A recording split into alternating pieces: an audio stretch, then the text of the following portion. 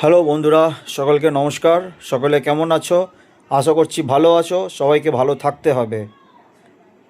কি চলছে সবার মাঝে, সবার মধ্যে?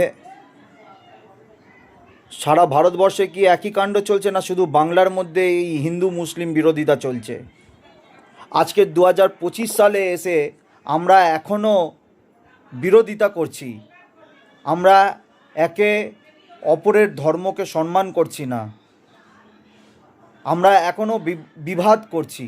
কেন কেন বিবাদ করছি? মানুষ কেন কর্পোরেট হতে পারছে না?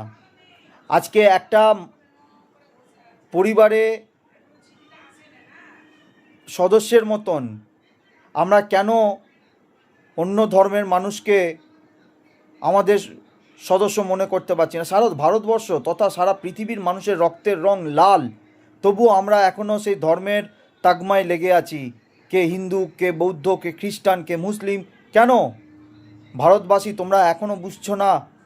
এই নিরীহ মানুষগুলোকে নিয়ে এই বড় বড় রাজনৈতিক দলগুলো খেলছে এই রাজনৈতিক দলগুলো, আর আমাদের মতন সাধারণ মানুষকে বোকা বানাচ্ছে।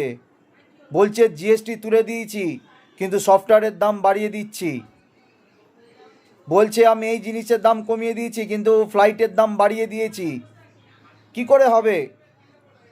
আজকে সাউথ ইস্টার্ন রেলওয়েতে ট্রেনের টাইম ঠিক মতন নেই, মানুষকে ঠেলাঠেলি করে মানুষকে যেতে হচ্ছে। রাজ্যে বা দেশে কি ঘটছে এই নেতাদের দেখার কোনো রকম জায়গা নেই। কিন্তু কে কি ধর্ম করছে, কে কোথায় নামাজ গ্রহণ করছে, কে কোথায় পুজো দিচ্ছে, কে কোথায় প্রার্থনা করছে, সেই সব দিকে এদের নজর। কেন এখনও কেন এই বিরোধিতা হবে? কেন বিদেশে তো এইগুলো হচ্ছে না? আজকে যদি আমেরিকাতে যত খ্রিস্টান ছাড়া বেধর্মী মানুষরা আছে তাদেরকে যদি তাড়িয়ে দেয়, তাহলে হবে? আজকে আমেরিকায় যদি কোনো মানুষ না যেতে পারে, যারা উচ্চশিক্ষিত মানুষরা আছে, তাদের চলবে কিভাবে? আমেরিকা তো কোনো রকম কোনো মানুষকে এরকম করছে না।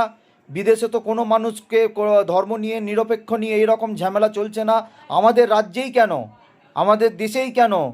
কেন আমরা শান্তিতে নেই? কেন আমাদের মধ্যে এই ভেদাভেদ লাগাচ্ছে? আমি বলবো, আপনারা আগামী দিনে যে ভোট আসছে, সেই ভোট আপনারা দেখে দিন। হিন্দু মুসলমান ভেদাভেদ করবেন না। আমরা মানুষ জাতি, মানুষের পাশে থাকবো, মানুষের জন্য থাকবো, মানুষের সহায়তায় থাকবো।